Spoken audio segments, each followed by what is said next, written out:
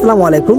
রংপুর থেকে প্রতিদিন লক্ষ লক্ষ টাকা হাউজিং বোর্ড এবং লটারি নিয়ে যাচ্ছে। এটা নিয়ে কারো কোনো মাথা ব্যথা নেই, কেউ এটা দেখতেছে না, সবাই চোখ বন্ধ করে আছে, কেউ কোনো প্রতিবাদ করতেছে না।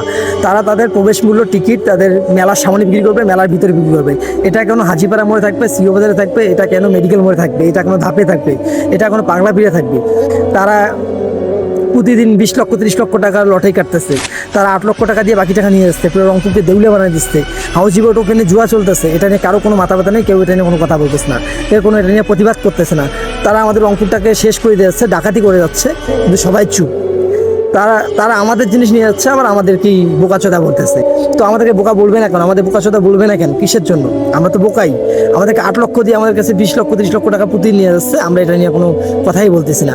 তাদের প্রবেশ মূল্য তারা মেলার ভিতরে বিক্রি করুক, আমরা এটা নিয়ে কোনো কথা বলবো না।